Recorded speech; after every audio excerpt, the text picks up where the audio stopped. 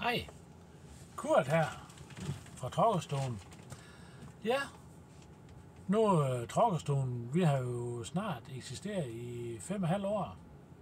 Eller vi startede i oktober 2018. Der var vi nogle få entusiaster, der gik i gang med det her. Men efterhånden, så er vi blevet rigtig mange. Så ja, jeg ved ikke engang, hvor mange vi er nu. Det er Kai, som sidder i Nyborg. Han ved sikkert, hvor mange vi er. Så det kan han sikkert fortælle om, når I kommer ind på Trokkerstuen. Jeg tænkte, I skulle tage og prøve at se, hvad det er. Det er ikke så dumt. Det er... Før i tiden, da vi kørte med walkie-talkier, der kunne vi jo snakke sammen, når vi kørte i samme retning, og ikke var alt for langt fra hinanden.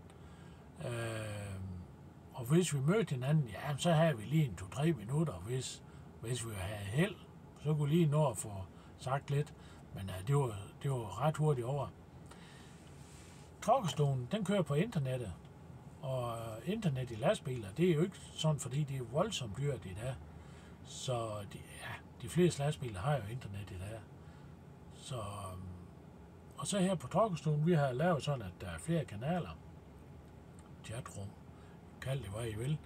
Men man behøver jo ikke at sidde og høre på de samme hoveder hele tiden. Man kan jo bare skifte. Og der er altid steder, hvor der er folk, der sidder og snakker. Så der er aktivitet, så at sige, døgnet rundt. Ja, hvad hedder det? 24/7. 24/7, 365. Ja, det er sådan, det er. Jeg synes, I skal prøve at... I kender sikkert nogen, der har Trokkerstuen. Prøv at snakke med dem. Hør, hvad det er for noget.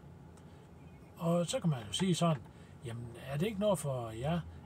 Jamen, så er det jo bare at droppe det igen. Og I behøver jo ikke at starte med at skal ud og købe sådan en dyr internetradio. Man kan sagtens have det på en tablet, eller en iPad, eller smartphone. Så der kan man jo starte. Der er også nogen, der har det på deres PC. Så der er ingen undskyldning.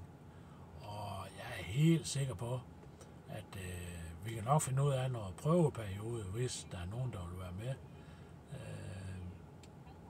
Så det er bare at tage kontakt til enten til mig, eller til Kai. Og I finder os på Facebook, på Trokkerstuen på Facebook.